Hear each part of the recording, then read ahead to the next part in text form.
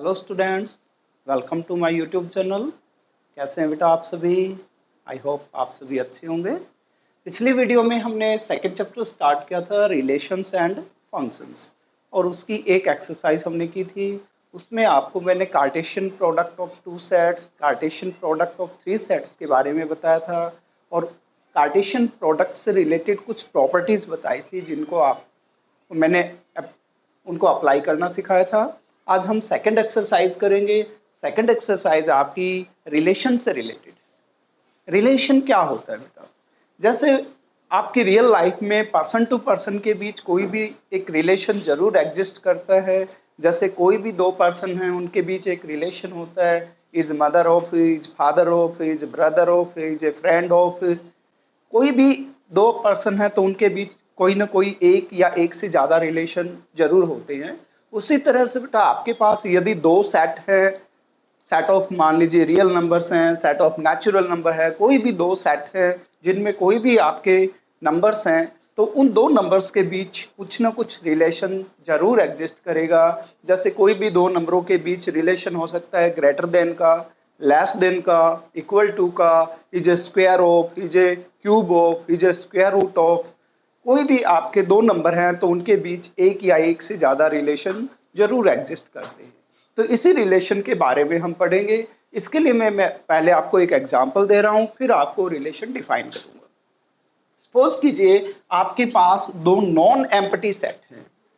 Non empty set में पहला set आपने एज्यूम कर लिया, सपोज करें सेट ए, और इसके एलिमेंट आपने ले लिए 1 2 3 4 एंड 5। और दूसरा सेट आपने ले लिया बी, और बी के एलिमेंट्स आपने ले लिए, सपोज कीजिए 4 5 6 7 एंड 8। अब इनके बीच हमने एक रिलेशन बनाया। रिलेशन को हम जनरली कैपिटल लेटर आर से डिनोट करते हैं।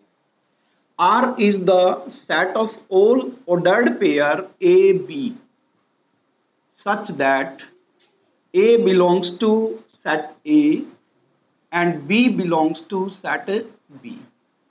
A सेट A से बिलोंग करे, B सेट B से बिलोंग करे, और इन दोनों के बीच एक रिलेशन आपने डिफाइन कर दिया, and B minus A equals to 2।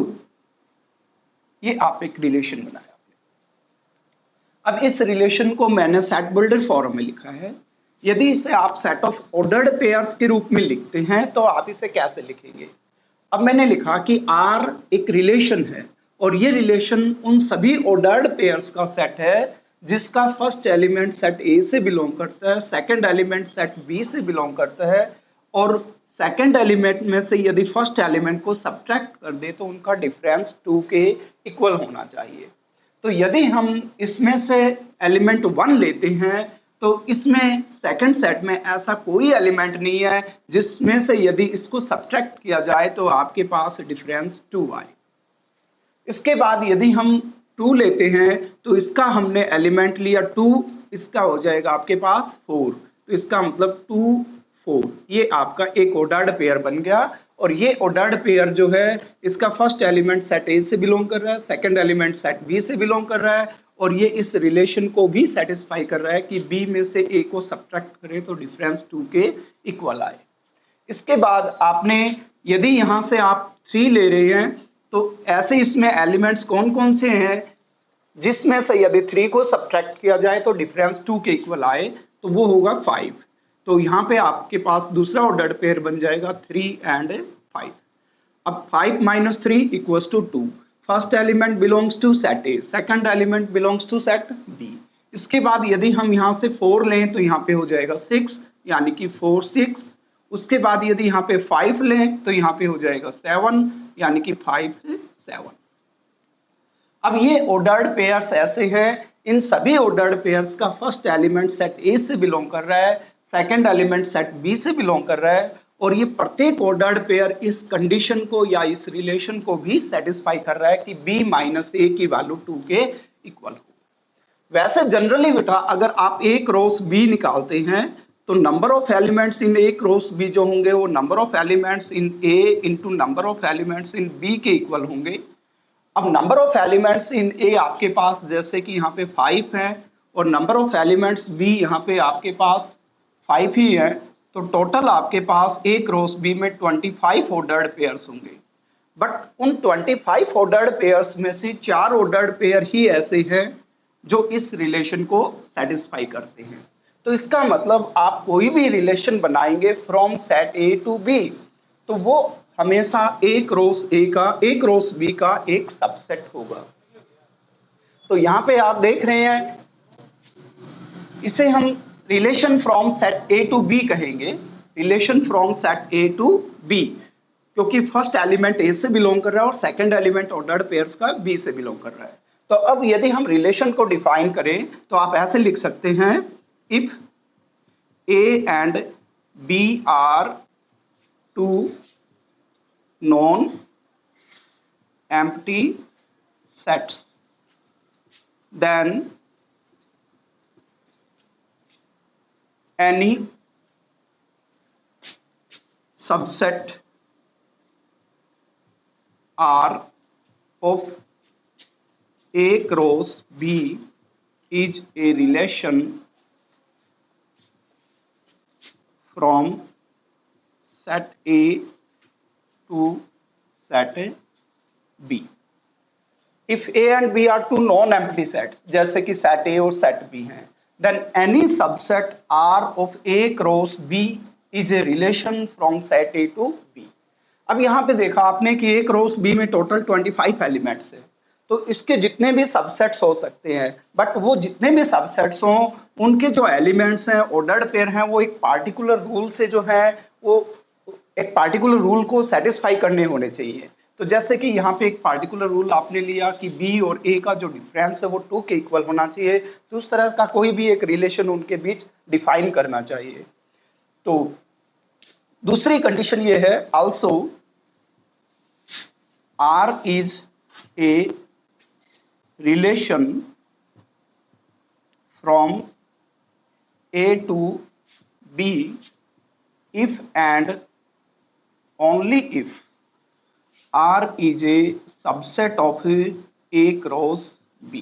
यानी कि R जो है वो relation from A to B केवल तभी हो सकता है जब R A क्रॉस B का एक सबसेट है। यानी यदि R A क्रॉस B का सबसेट है तो it is a relation from A to B, और R A relation from A to B है तो वो डेफिनेटली A क्रॉस B का एक सबसेट होगा। तो ये आपका सबसेट की डेफिनेशन है बेटा। Now next is representation of A set. बेटा किसी भी सेट को हम 3 डिफरेंट वे से रिप्रेजेंट कर सकते हैं। जैसे उसमें सबसे पहले आपका आता है roster form. Roster form second होता है बेटा आपका set builder form,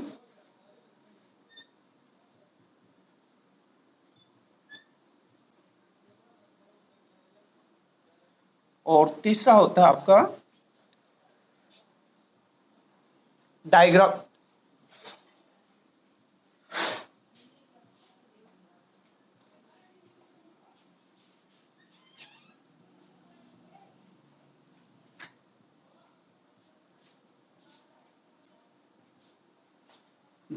diagrammatical representation of a relation या डायग्रामेटिक फॉर्म कह सकते हैं आप इसे। तो जो रोस्टर फॉर्म है, इस फॉर्म में हम किसी भी सेट को जो है किसी भी रिलेशन को सेट ऑफ ऑर्डर्ड पेयर्स के रूप में लिखते हैं। जैसे आपने इस रिलेशन को सेट ऑफ ऑर्डर्ड पेयर्स के रूप में लिखा, प्रत्येक ऑर्डर्ड पेयर को कॉमा से सेपरेट करना है, लास्ट में कर्ली ब्रैकेट में क्लोज करना है। तो ये जो आपका रिप्रेजेंटेशन होता है किसी भी सेट का, इसे कहा जाता है रोस्टर फॉर्म।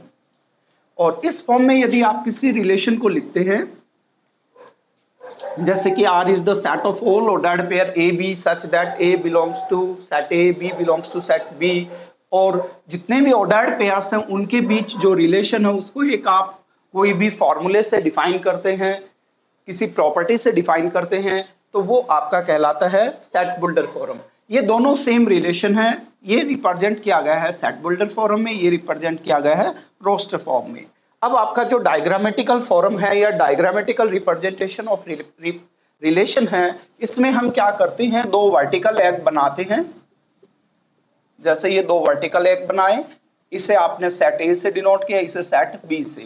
पहले वर्टिकल एग में आपने ए के सभी एलिमेंट्स लिखने हैं, तो 1 2 3 4 एंड 5। और सेकंड वर्टिकल एग में आपने सेकंड सेट के सभी एलिमेंट्स लिखने हैं, 4 5 6 7 एंड 8। अब आप इनके बीच जो रिलेशन है उसे एक एरो के द्वारा दिखाएंगे। जैसे 2 का रिलेशन 4 के साथ है, तो 2 को आप 4 से अटैच करेंगे। 3 का रिलेशन 5 के साथ है, 4 का रिलेशन 6 के साथ है और 5 का रिलेशन 7 के साथ है। तो जब आप किसी रिलेशन को इस तरह से डायग्राम की फॉर्म में रिप्रेजेंट करते हैं तो वो डायग्रामेटिकल फॉर्म कहलाती है या diagrammatical representation of a relation कहलाता है। तो ये एक ही रिलेशन को मैंने 3 डिफरेंट वे से यहाँ पे रिप्रेजेंट कर रखा है।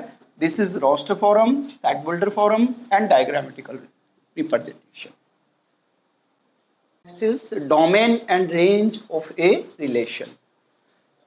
जैसे बेटा आप किसी भी रिलेशन को सेट ऑफ ऑर्डर्ड पेयर्स के रूप में लिखते हैं, तो इन ऑर्डर्ड पेयर्स में जो फर्स्ट कंपोनेंट होता है, फर्स्ट एलिमेंट होता है, इन सब का जो सेट होगा वो इस रिलेशन का डोमेन कहलाएगा।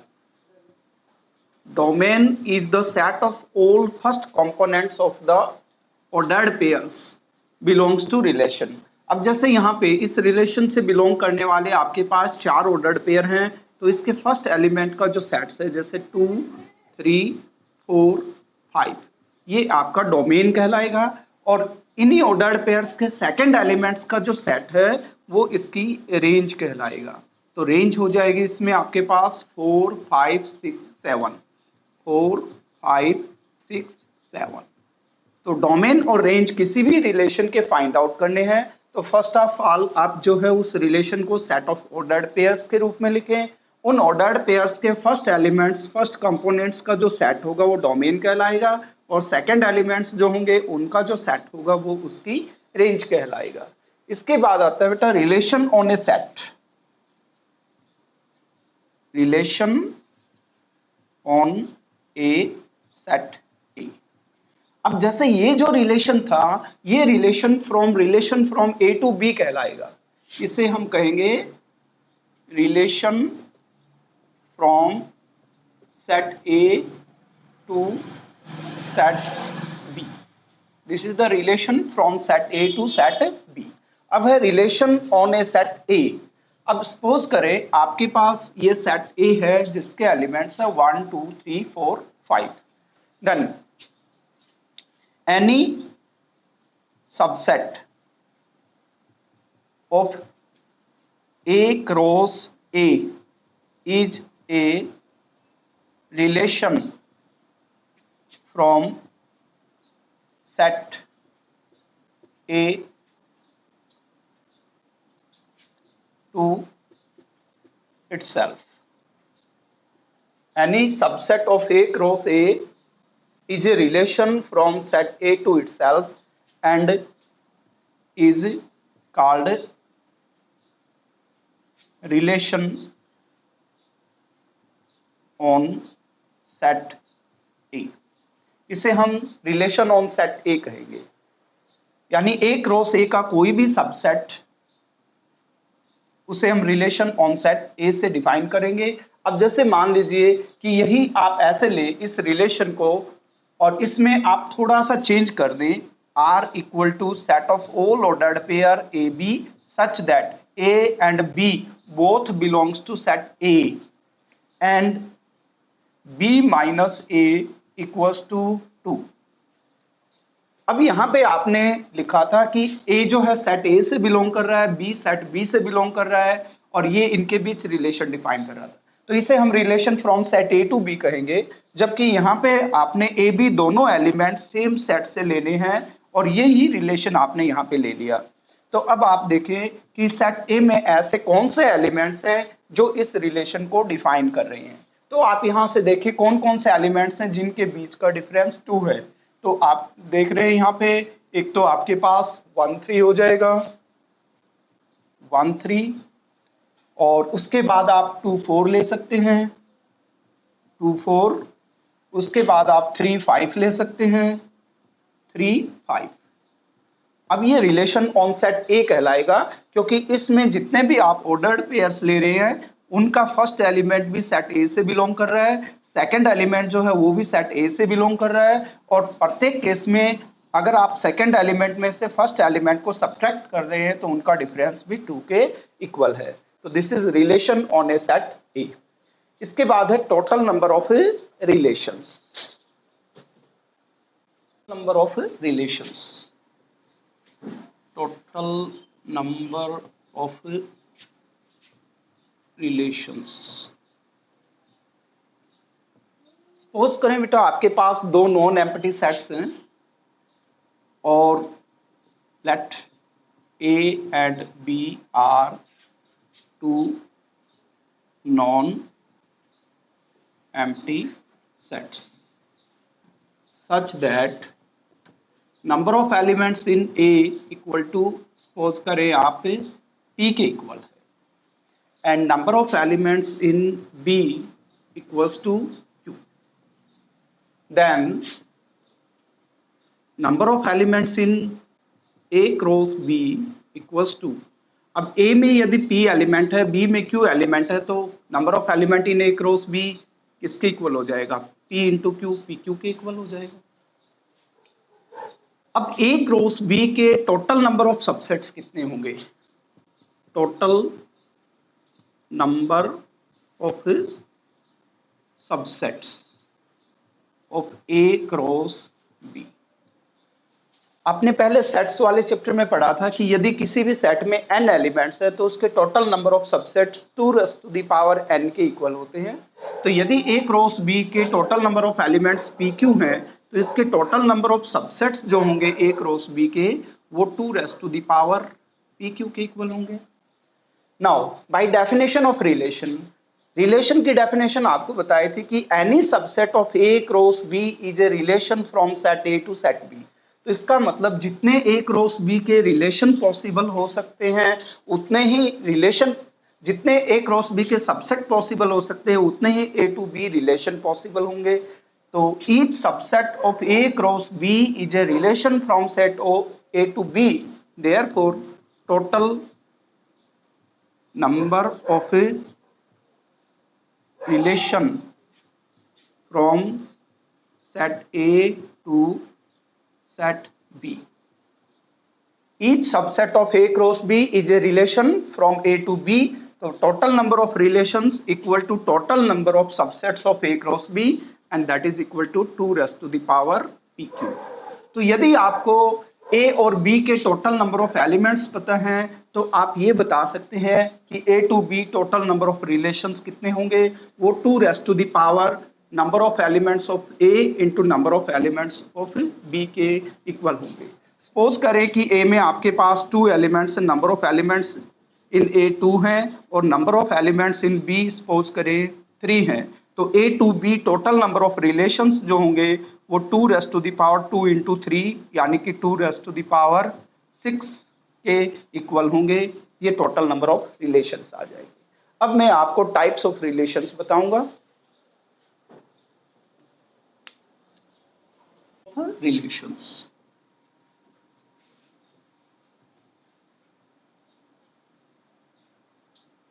टाइप्स ऑफ रिलेशंस में बेटा सबसे पहले आता है आपका identity relation. Identity relation, identity relation क्या होता है? A relation is said to be identity relation if each element of given set is related to itself only. If each element of given set is related to itself only. Suppose करें आपके पास एक set A है और इसके element है 1 2 3 4। तो आपका जो रिलेशन R है, रिलेशन ऑन ए या relation from A to A कहें या रिलेशन ऑन ए कहें, वो आइडेंटिटी रिलेशन कहलाएगा if each element of set A is related to itself only. तो यदि हम इसका एलिमेंट 1 ले तो 1 1 से ही रिलेटेड हो, 2 ले तो 2 से ही 2 2 से रिलेटेड हो, 3 लेते हैं तो 3 3 से रिलेटेड हो और 4 लेते हैं तो 4 4 से ही रिलेटेड होना चाहिए। तो ये रिलेशन आइडेंटिटी रिलेशन कहलाएगा यदि R को आप set of ordered pair 1 1, 2 2, 3 3 and 4 4 के रूप में लिखिए, तो ये आपका आइडेंटिटी रिलेशन कहलाएगा। आइडेंटिटी रिलेशन की पहचान ये है बेटा कि प्रत्येक ऑर्डर्ड पेयर के दोनों एलिमेंट्स सेम होने चाहिए। दोनों एलिमेंट सेम है, इट मीन्स वो एलिमेंट केवल उसी से रिलेटेड है, और जितने आपके पास गिवन सेट में एलिमेंट्स होंगे उतने ही आपके पास ऑर्डर्ड पेयर्स होने चाहिए, क्योंकि प्रत्येक एलिमेंट केवल खुद से ही रिलेटेड होना चाहिए। प्रत्येक का मतलब कोई एलिमेंट ऐसा भी ना हो जो खुद से रिलेटेड ना हो। अब जैसे मान लो यहां से हम इस ऑर्डर्ड पेयर को स्किप कर दें तो फिर ये आइडेंटिटी रिलेशन नहीं होगा, क्योंकि इन दैट केस 4 4 से रिलेटेड नहीं होगा। उसके बाद आता है आपका universal relation. Universal relation, universal relation होता है a relation is said to be universal relation if each element of given set is related to every element of that set. If each element of given set is related to every element of given set. अब मान लो कि आपने universal relation on set A he find out करना है, तो यहाँ पे आपके पास टोटल कितने एलिमेंट्स हैं? 4। अब 4 में ज्यादा ऑर्डर्ड पेयर्स हो जाएंगे। सपोज करो आपके पास आपने सेट ए ले लिया, let set A equals to having elements 1, 3 and 7, और आपने यूनिवर्सल रिलेशन निकालना है। तो यूनिवर्सल रिलेशन के लिए अभी बताया if each element of A is related to every element of A.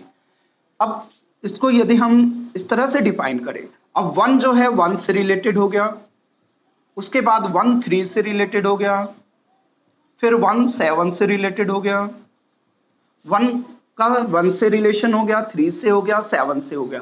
अब आप 3 लेंगे तो 3 का 1 से रिलेशन यानी कि 3 1, 3 का 3 से रिलेशन, 3 का 7 से रिलेशन, उसके बाद आप लेंगे 7, 7 का रिलेशन 1 के साथ, 7 का रिलेशन 3 के साथ, और 7 का रिलेशन 7 के साथ।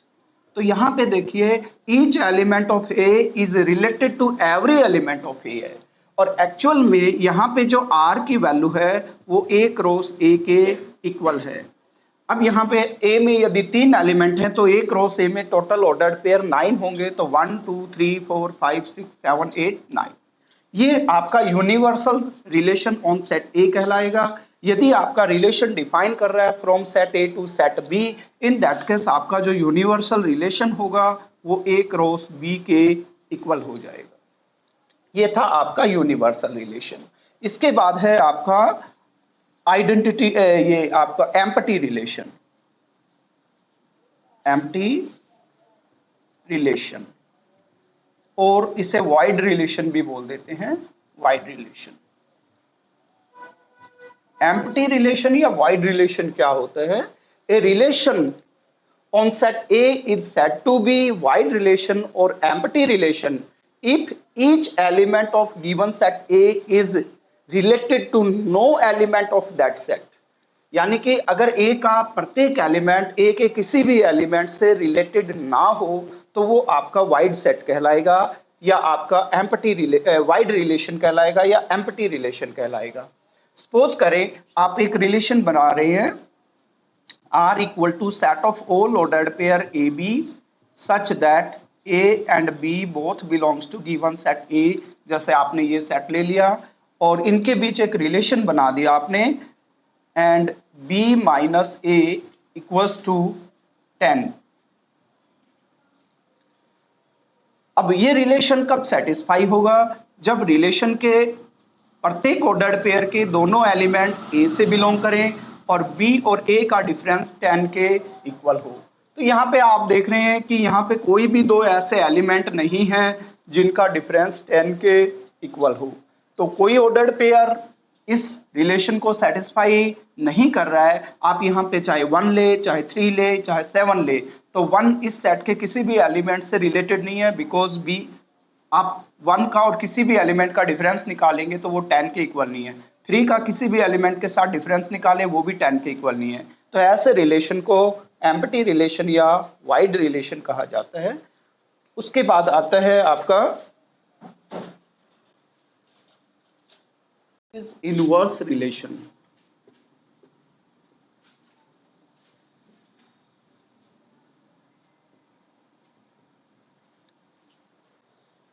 इनवर्स रिलेशन क्या होता है?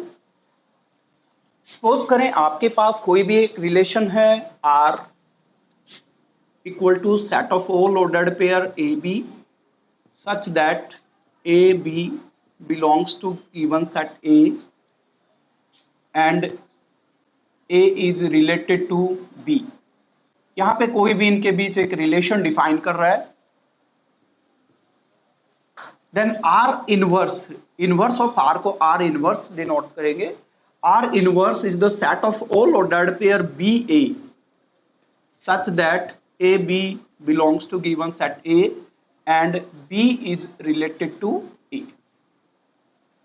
यहां पे A का B के साथ रिलेशन था, इसमें B का A के साथ रिलेशन हो गया और ये set of ordered pair AB के रूप में थे, ये set of ordered pair BA के रूप में हो जाएगा। यानी आपके पास कोई भी एक रिलेशन है, यदि उस रिलेशन को सेट ऑफ ऑर्डर्ड पेयर्स के रूप में लिखा जाता है तो यदि प्रत्येक ऑर्डर्ड पेयर को रिवर्स ऑर्डर में कर दिया जाए तो वो उसका इनवर्स रिलेशन कहलाएगा। इनवर्स रिलेशन में क्या होता है, जो रिलेशन का डोमेन था वो रेंज में चेंज हो जाती है और जो रेंज थी वो डोमेन में चेंज हो जाता है। इसके बाद आता है बेटा आपका reflexive relation. Reflexive relation, a relation on set A is said to be reflexive relation if each element of given set is related to itself। if each element of given set is related to itself, या आप इसको इस तरह से define कर सकते हैं, a relation is said to be reflexive if ordered pair AA belongs to R for all A belongs to given set A। अब जैसे मान लीजिए आपके पास सेट A है और इसके एलिमेंट आपने ले लिए 3, 5, 7, 9। अब ये रिलेशन रिफ्लेक्सिव कब कहलाएगा? यदि ऑर्डर्ड पेयर AA R से बिलोंग करे for every value of A belongs to given set A। अब every value of A belongs to given set A का मतलब A की वैल्यूज 3 भी हो सकती है, 5 भी हो सकती है, 7 भी हो सकती है, 9 भी। यानी सेट A में जितने एलिमेंट्स हैं प्रत्येक एलिमेंट को हम A से डिनोट कर सकते हैं, तो A की पॉसिबल वैल्यू 4 हो गई। अब ये रिलेशन रिफ्लेक्सिव कब होगा? जब ऑर्डर्ड पेयर A R से बिलोंग करेगा। अब जैसे R लिखेंगे तो अगर A की वैल्यू हम 3 लेते हैं तो 3 जो है वो R से बिलोंग करना चाहिए। A की वैल्यू 5 लेते हैं तो 5 भी R से बिलोंग करना चाहिए। 7 लेते हैं तो 7 भी R से बिलोंग करना चाहिए। A की वैल्यू यदि हम 9 लेते हैं तो 9 भी R से बिलोंग करना चाहिए। ये आपका रिलेशन रिफ्लेक्सिव रिलेशन हो गया। अब आप ये रिलेशन जब देख रहे हैं तो आपको लग रहा है कि आइडेंटिटी रिलेशन और रिफ्लेक्सिव रिलेशन में क्या डिफरेंस है? आइडेंटिटी रिलेशन और रिफ्लेक्सिव रिलेशन में थोड़ा सा डिफरेंस है। आइडेंटिटी रिलेशन में मैंने आपको बताया था कि ये relation is said to be identity relation if each element of A is related to itself only. उसमें प्रत्येक एलिमेंट केवल खुद से रिलेटेड होना चाहिए, जबकि यहाँ पे ओनली वाली कोई कंडीशन नहीं है। इसके लिए कंडीशन है कि each element of A is related to itself. अब इसके अलावा आप और भी ऑर्डर्ड पेयर्स ले सकते हैं, जैसे 3 का 5 के साथ रिलेशन ले लिया हमने, 7 का मान लो हमने 9 के साथ भी रिलेशन ले लिया। अब इसके अलावा और कोई रिलेशन एग्जिस्ट कर रहा है तो करे, बट ये कंडीशन सेटिस्फाई होनी जरूरी है कि ए की जितनी पॉसिबल वैल्यूज हैं उनके लिए ऑर्डर्ड पेयर ए उस रिलेशन से बिलोंग करे। तो इट मीन्स ये हुआ बेटा कि जो रिलेशन रिफ्लेक्सिव रिलेशन है वो जरूरी नहीं है कि आइडेंटिटी रिलेशन हो, लेकिन अगर रिलेशन आपके पास आइडेंटिटी रिलेशन है तो वो डेफिनेटली रिफ्लेक्सिव रिलेशन भी होगा। अब जैसे मान लो ये ऑर्डर्ड पेयर यहां से हटा दिए जाएं, आप इसे लिखेंगे 3 5 7 और 9। अब ये जो रिलेशन है ये आपका आइडेंटिटी रिलेशन भी है और साथ साथ रिफ्लेक्सिव रिलेशन भी है।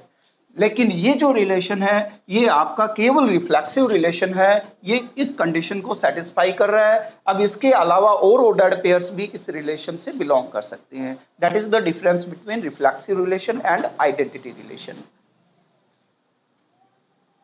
Relation is symmetric relation.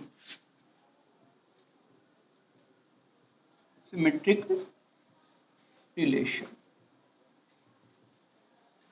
a relation is said to be symmetric relation on a given set A if ordered pair AB belongs to R implies ordered pair BA also belongs to R for all values of A and B belongs to given set A।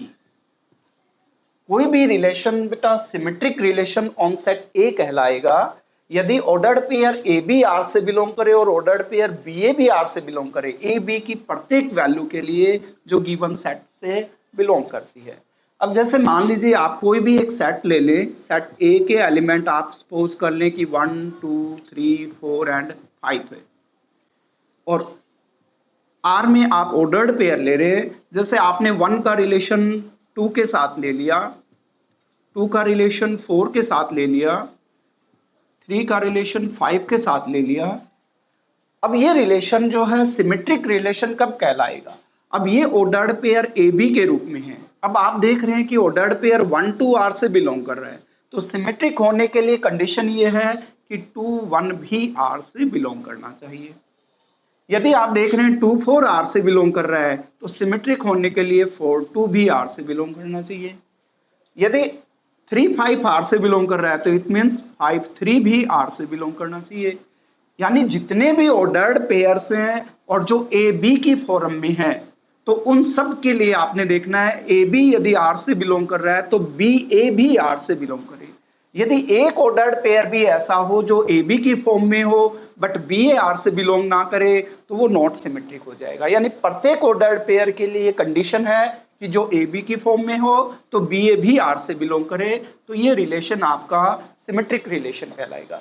अगर मान लो हम इस ordered pair को हटा देते हैं तो बाकी सभी ऑर्डर्ड पेयर्स इस कंडीशन को सेटिस्फाई कर रहे हैं, बट ये कंडीशन सेटिस्फाई नहीं करेगा, इट मींस नॉट सिमेट्रिक हो जाएगा। तो सिमेट्रिक के लिए ये कंडीशन है बेटा। इसके बाद आता है ट्रांजिटिव रिलेशन।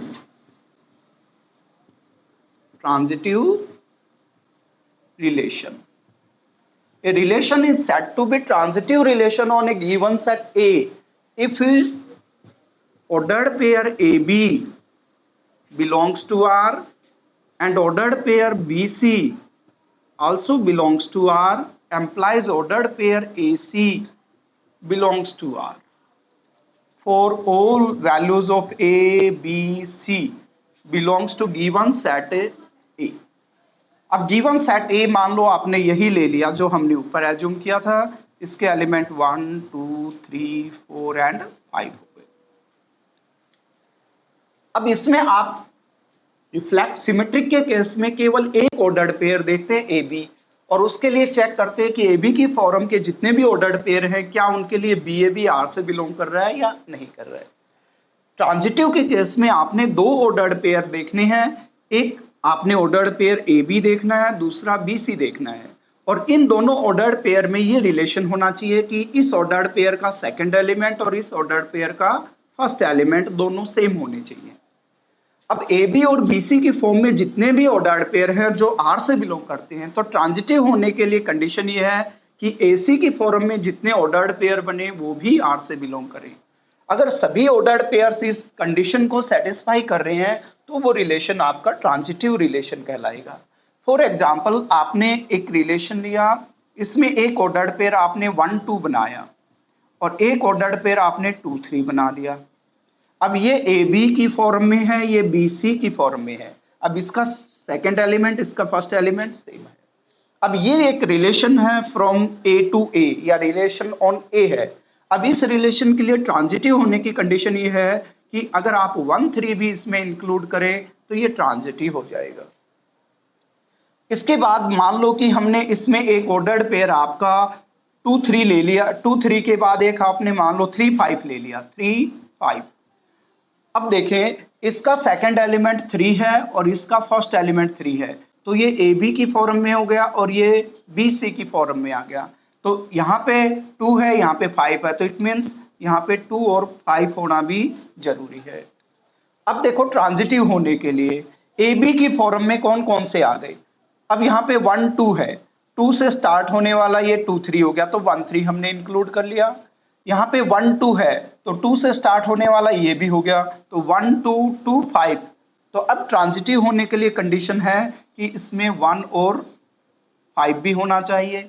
अब देखो 1 2 2 3, तो 1 3 आ गया, 1 2 2 5, तो 1 5 आ गया। इसके बाद आपने 2 3 लिया, तो 2 3 3 से स्टार्ट होने वाला ये आ गया आपके पास, तो 2 3 3 5, तो इट मीन्स आपके पास 2 5 होना चाहिए, तो 2 5 भी आ गया। इसके बाद और स्टार्ट होने जिनका सेकंड एलिमेंट 2 है, 2 से स्टार्ट होने वाले ले लिए, 3 है, 3 से स्टार्ट होने वाले ले लिए, और सेकंड एलिमेंट आपका 5 है, तो 5 से कोई भी और दूसरा पेयर स्टार्ट नहीं हो रहा है, तो ये आपका रिलेशन ट्रांजिटिव रिलेशन बन गया। तो ट्रांजिटिव रिलेशन के लिए कंडीशन है कि जो भी ऑर्डर्ड पेयर आपके पास ए बी और बी सी की फॉर्म में है तो ट्रांजिटिव होगा, तो ए सी की फॉर्म में जितने ऑर्डर्ड पेयर बनेंगे वो भी उस रिलेशन से बिलोंग करने चाहिए। Question of the exercise is, let A be the set having elements 1 2 3 4 5 6.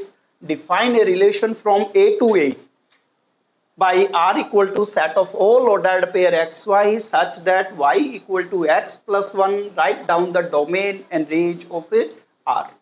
यहाँ पे जो रिलेशन है फ्रॉम ए टू ए है बेटा, ए टू ए जो रिलेशन होता है उसे रिलेशन ऑन ए कहा जाता है, और रिलेशन को यहाँ पे डिफाइन किया गया है सेट बिल्डर फॉर्म में। आपने इसे सेट ऑफ ऑर्डर्ड पेयर्स के रूप में लिखना है, यानी कि रोस्टर फॉर्म में लिखना है, और रोस्टर फॉर्म में लिखने के बाद जो ऑर्डर्ड पेयर्स हैं उनके फर्स्ट एलिमेंट्स का जो सेट होगा वो उसका डोमेन कहलाएगा, और ऑर्डर्ड पेयर्स के सेकंड एलिमेंट्स का जो सेट होगा वो उस रिलेशन की रेंज कहलाएगी। तो सबसे पहले आपने रिलेशन को सेट ऑफ ऑर्डर्ड पेयर्स के रूप में लिखना है। तो क्या डिफाइन किया गया है, R is the set of all ordered pair x y such that y equal to x plus 1, and relation is defined from A to A. A to A means ये है कि ऑर्डर्ड पेयर का first element भी set A से belong करेगा और second element भी A से बिलोंग करेगा। तो अगर y equal to x plus 1 है तो इट मीन्स ये कह सकते हैं कि y और x का जो डिफरेंस है वो 1 के इक्वल होना चाहिए। तो आप यहाँ पे रिलेशन ले सकते हैं 1 2 1 2। अब x की वैल्यू 1 हो गई, y की वैल्यू 2 होगी, और यदि हम y की वैल्यू लेते हैं तो 2 इक्वल टू 1 प्लस 1। इसके बाद आप रिलेशन ले सकते, नेक्स्ट ऑर्डर्ड पेयर बनेगा 2 3 3 4 4 5 5 6। अब ये जितने भी ऑर्डर्ड पेयर्स हैं इनके प्रत्येक एलिमेंट सेट ए से बिलोंग करते हैं, और आप कोई भी ऑर्डर्ड पेयर का सेकंड एलिमेंट देखें, सेकंड एलिमेंट की वैल्यू फर्स्ट एलिमेंट प्लस 1 के इक्वल है। 1 plus 1 2 2 plus 1 3 3 plus 1 4 4 plus 1 5 5 plus 1 6 6 7 हम नहीं ले सकते क्योंकि 7 जो है सेट ए से बिलोंग नहीं करता। तो इस सेट को हमने सेट ऑफ ऑर्डर्ड पेयर्स या रोस्टर फॉर्म में लिखा है। अब आपने इसको डोमेन, इसका डोमेन बताना है। तो domain is the set of all first elements of the given relation. तो इस रिलेशन में जितने भी ऑर्डर्ड पेयर्स हैं उनके फर्स्ट एलिमेंट्स का सेट डोमेन हो जाएगा 1 2 3 4 and 5, and range is the set of all second elements of the given relation. तो ये हो जाएगा आपका 2 3 4 5 एंड 6। ये डोमेन एंड रेंज हो गया। ये फर्स्ट क्वेश्चन आपका कंप्लीट हो गया। Second question is, let A is the set having elements 1 2 3, B is the set having elements 1 2 3 4, and R is the set of all ordered pair xy such that xy belongs to A cross B, y equal to x plus 1. Then find A cross B, write R in roster form, write domain and range of R, and represent R by arrow diagram. तो इसमें 1 bye 1 एक एक part हम solve कर रहे हैं बेटा। सबसे पहले फर्स्ट ऑफ ऑल आपने फाइंड आउट करना है ए क्रॉस बी। तो ए क्रॉस बी आप फर्स्ट एक्सरसाइज में निकालना सीख चुके हैं बेटा। ए में आपके पास 3 एलिमेंट्स हैं, बी में आपके पास 4 एलिमेंट्स हैं, तो ए क्रॉस बी में टोटल आपके पास 3 4 12 ऑर्डर्ड पेयर्स होंगे। and A cross B is the set of all ordered pairs such that first element belongs to set A and second element of ordered pair belongs to set D. तो आप इसमें सबसे पहले इसे ordered pair के रूप में लिखेंगे तो 1 1 1 2 1 3 1 4 1 का ordered pair सबके साथ हो गया. अब 2 से स्टार्ट कीजिए. 2 1 2 2 2 3 एंड 2 4. अब 3 से स्टार्ट करें. 3 1 3 2 3 3 एंड 3 4. ये आपका फर्स्ट पार्ट कंप्लीट हो गया. ए क्रॉस बी आ गया. इसके बाद write R in roster form. R in roster form, ये जो आपको रिलेशन दिया गया है ये सेट बिल्डर फॉर्म में दिया गया है. इसी रिलेशन को आपने सेट ऑफ ऑर्डर्ड पेयर्स के रूप में लिखना है, यानी कि रोस्टर फॉर्म में लिखना है. तो इसका मतलब आपने ए क्रॉस बी से वो सारे ऑर्डर्ड पेयर सेलेक्ट करने हैं जो इस रिलेशन को सेटिस्फाई करें. तो relation is y equal to x plus 1. तो यहाँ पे आप देखेंगे कि from x y belongs to A cross B, it means ordered pair का फर्स्ट एलिमेंट ए से बिलोंग करना चाहिए, सेकंड एलिमेंट जो है वो बी से बिलोंग करना चाहिए. तो यहाँ पे देखिए भाई, अगर आप सेट ए से 1 ले रहे हैं तो y equal to x plus 1, x में यदि 1 ऐड करेंगे तो यहाँ पे आपके पास 2 आना चाहिए. तो फर्स्ट ऑर्डर्ड पेयर बनेगा 1 2. अब 1 जो है सेट ए से बिलोंग कर रहा है, 2 सेट बी से बिलोंग कर रहा है और 1 प्लस 1 2 के इक्वल है. इसके बाद यदि आप इसमें से लेते हैं 2, देन यहां से आप लेंगे 3, और यदि यहां से आप लेते हैं 3 तो सेकंड सेट बी से हो जाएगा 4. अब देखें 1 2 3 ये तीनों एलिमेंट सेट ए से बिलोंग कर रहे हैं और 2 3 4 ये तीनों एलिमेंट सेट बी से बिलोंग कर रहे हैं. अब ये 3 ऑर्डर्ड पेयर हैं, ये तीनों ordered pair A cross B से बिलोंग कर रहे हैं और y equal to x plus 1, second element की जो वैल्यू है वो फर्स्ट एलिमेंट प्लस 1 के इक्वल है. तो ये आपका required relation in roster form आ गया. थर्ड पार्ट में आपसे पूछा गया है write domain and range of R. Domain is the set of all first elements of the given relation, यानी कि डोमेन जो होगा वो आपके गिवन रिलेशन के फर्स्ट एलिमेंट्स का सेट होगा जो ऑर्डर्ड पेयर्स के रूप में लिख रखे हैं आपने. तो 1 2 3 एंड इसकी रेंज निकालोगे तो range is the set of second elements of the relation, यानी कि ये आपके हो जाएंगे 2 3 4. ये इसकी रेंज आ गई. इसके बाद नेक्स्ट आपका फोर्थ पार्ट है represent R by arrow diagram. Arrow diagram से रिप्रेजेंट करने के लिए आप 2 वर्टिकल एग बनाते हैं बेटा. जैसे ये 2 वर्टिकल एग बनाए आपने और relation from A to B है तो यहाँ पे आप ए लिखेंगे, यहाँ पे बी लिखेंगे. ए में आप ए के जितने भी एलिमेंट्स हैं वो डिनोट करेंगे 1 2 एंड 3 और बी में आपके पास है 1 2 3 एंड 4. अब यहाँ पे देखिए 1 का रिलेशन है 2 के साथ, तो 1 को आप एरो से ज्वाइन करेंगे 2 के साथ और 2 का रिलेशन है 3 के साथ और 3 का रिलेशन है 4 के साथ.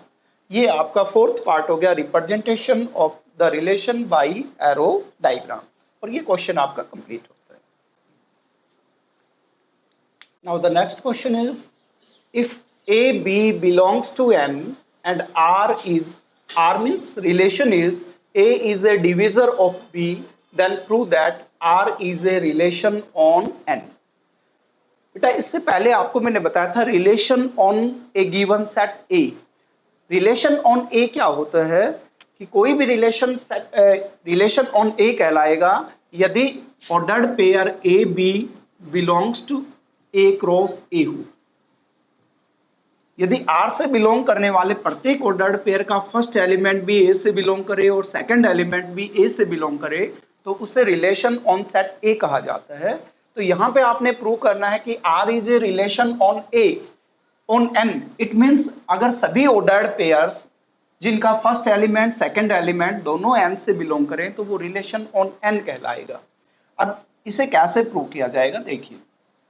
अब आपसे कहा गया है A B belongs to N and relation is A is a divisor of B. तो आप इसमें लेके चलेंगे A B belongs to N, ये आपको गिवन है। यदि ए बी दोनों एन से बिलोंग करते हैं तो इसका मतलब each ordered pair A B जो है वो बिलोंग करेगा एन क्रॉस एन से, यानी कि फर्स्ट एलिमेंट भी एन से बिलोंग करेगा और सेकंड एलिमेंट भी एन से बिलोंग करेगा। तो जितने भी ऑर्डर्ड पेयर होंगे वो एन क्रॉस एन से बिलोंग करेंगे। और जितने भी ऑर्डर्ड पेयर्स अगर एन क्रॉस एन से बिलोंग करते हैं उसके लिए आप ये कंडीशन भी लिखेंगे, for which A is a divisor of A is a divisor of B. A is a divisor of B means A divides B. अब आप जितने भी ऑर्डर्ड पेयर्स लेंगे ए बी के रूप में जो एन क्रॉस एन से बिलोंग करेंगे और साथ साथ इस कंडीशन को भी सेटिस्फाई करे कि A is a divisor of B, यानी ए से आप बी में डिवाइड कर सकते हैं, तो नेचुरल है कि जो आपका आर होगा वो therefore R belongs to N cross N. R वो एन क्रॉस एन से बिलोंग करेगा, therefore R is a relation on N कहलाएगा। R is a relation on N कहलाएगा। अब इसको मैं, वैसे तो ये क्वेश्चन कंप्लीट हो गया, थोड़ा सा एक्सप्लेन करने के लिए आपको एक एग्जांपल दे देता हूं। सपोज करें आपके पास कोई भी एक सेट है, सेट ए, जिसके एलिमेंट है मान लीजिए कि 1 2 3, और सेट बी है, इसके एलिमेंट है मान लीजिए आपके पास 2 3 4 5। अब ए से बिलोंग करने वाले जो एलिमेंट्स हैं वो सारे भी आपके नेचुरल नंबर हैं, बी से बिलोंग करने वाले जो आपके एलिमेंट्स हैं वो भी सारे आपके नेचुरल नंबर हैं। अब आपने आर डिफाइन किया तो आर रिलेशन दिया गया है A is a divisor of B. तो यदि आप 1 लेते हैं तो 1 is a divisor of 2, 1 is divisor of 3, 1 is a divisor of 4, 1 is a divisor of 5, क्योंकि 1 से आप इन सभी में डिवाइड कर सकते हैं। तो आपके पास ऑर्डर्ड पेयर बनेंगे 1 2, 1 3, 1 4 और 1 5। इसके बाद यदि आप 2 लेते हैं तो 2 से आप 2 में डिवाइड कर सकते हैं, 2 से आप 4 में डिवाइड कर सकते हैं। 3 लेते हैं तो 3 से आप 3 में डिवाइड कर सकते हैं, 3 से इसके अलावा आप इसमें और किसी में डिवाइड नहीं कर सकते हैं। तो यदि आप ए क्रॉस बी लेते हैं तो ए क्रॉस बी में टोटल आपके पास 3 4 12 ऑर्डर्ड पेयर्स होंगे, लेकिन 12 ऑर्डर्ड पेयर्स में से केवल आपके पास 1 2 3 4 5 6 7 ऑर्डर्ड पेयर ऐसे हैं जो इस रिलेशन को सेटिस्फाई कर रहे हैं। तो आप देख रहे हैं कि यदि ए के सभी एलिमेंट्स नेचुरल नंबर हैं, बी के सभी एलिमेंट्स नेचुरल नंबर हैं, तो आर के जितने भी ऑर्डर्ड पेयर्स होंगे वो भी सारे एन क्रॉस एन से बिलोंग करेंगे। यहाँ पे आप देख रहे हैं कि ए जो है A is a subset of N and B is a subset of N. तो ए क्रॉस बी जो होगा वो भी एन क्रॉस एन का सबसेट होगा, और यहाँ पे आर जो है R is a subset of also N cross N. यदि ए के एलिमेंट्स नेचुरल नंबर हैं, बी के एलिमेंट नेचुरल नंबर हैं, तो आर के जितने भी ऑर्डर्ड पेयर्स हैं वो भी सारे एन क्रॉस एन से बिलोंग कर रहे हैं। तो इसी चीज को यहाँ पे बताया गया था कि ए बी यदि नेचुरल नंबर हैं तो जितने भी ऑर्डर्ड पेयर्स बनेंगे ए बी के फॉर्म में वो एन क्रॉस एन से बिलोंग करेंगे, और उन ऑर्डर्ड पेयर्स में से जितने ऑर्डर्ड पेयर इस रिलेशन को सेटिस्फाई करेंगे वो सारे भी एन क्रॉस एन से बिलोंग करेंगे। और क्योंकि ये सारे एन क्रॉस एन से बिलोंग कर रहे हैं तो therefore R is a relation on N. ये क्वेश्चन आपका कंप्लीट होता है। Next question is let A be the set having elements 1 2 3 up to 25 and R is a relation is 1/4 of in set A. Write R as a subset of A cross A. Also find the domain and range of R. इसमें आपको जो set दिया गया बेटा, set में आपके पास natural numbers है 1 से लेकर 25 और रिलेशन डिफाइन किया गया है इज 1/4 ऑफ। इसका मतलब जितने भी ऑर्डर्ड पेयर्स होंगे उस ऑर्डर्ड पेयर का जो first element is 1/4 of second element होना चाहिए, और ऑर्डर्ड पेयर का ईच एलिमेंट सेट ए से बिलोंग करना चाहिए because the relation is defined over the set A. Write R as a subset of A cross A. अब A में यदि आपके पास 25 एलिमेंट्स हैं तो ए क्रॉस ए में टोटल 25 इंटू 25 यानी कि 625 ऑर्डर्ड पेयर होंगे, 625। आपने 625 ऑर्डर्ड पेयर्स में से केवल वही ऑर्डर्ड पेयर्स लेने हैं जो इस रिलेशन को सेटिस्फाई करे, इज 1/4 ऑफ। अब आप इसको रोस्टर फॉर्म में लिखेंगे तो R इक्वल टू, आपने यदि 1 लिया तो 1 किसका 1/4 है? 1 इज 1/4 ऑफ 4। यदि हम 4 का 1/4 करेंगे तो हमारे पास 1 आ जाएगा। उसके बाद यदि हम 2 लेते हैं तो 2 इज 1/4 ऑफ 8। इसके बाद यदि हम 3 लेते हैं तो 3 is 1/4 of 12 and 4 is 1/4 of 16। 5 is 1/4 of 20, 6 is 1/4 of 24, 7 is 1/4 of 28, but 28 does not belongs to set A। तो इसका मतलब यही ऑर्डर्ड पेयर्स ऐसे हैं जिसका फर्स्ट एलिमेंट जो है वो भी सेट ए से बिलोंग कर रहा है, सेकंड एलिमेंट जो है वो भी सेट ए से बिलोंग कर रहा है। तो इसका मतलब R is a subset of A cross A। A cross ए में 625 ऑर्डर्ड पेयर्स है और ये सारे ऑर्डर्ड पेयर्स ए क्रॉस ए से बिलोंग करेंगे और ये सारे के सारे ऑर्डर्ड पेयर्स इस रिलेशन को भी सेटिस्फाई कर रहे हैं। तो this is relation on set ए। इसके बाद आपसे कहा गया है also find domain and range. तो डोमेन आपको मैंने बताया था बेटा, डोमेन जो है इस रिलेशन में जितने भी ऑर्डर्ड पेयर्स हैं उनके फर्स्ट एलिमेंट्स का जो सेट है वो डोमेन कहलाएगा, दैट इज 1, 2, 3, 4, 5 एंड 6। और रेंज सेकंड एलिमेंट्स का जो सेट है वो इसकी रेंज कहलाएगी। तो 4, इसके बाद आप 8, 12, 16, 20 और 24 लेंगे। ये इसके डोमेन एंड रेंज आ गए। तो स्टूडेंट्स आज की वीडियो में हम यही तक करेंगे। इस एक्सरसाइज के बचे हुए क्वेश्चंस हम नेक्स्ट वीडियो में कंप्लीट करेंगे। Thank you very much, have a nice day.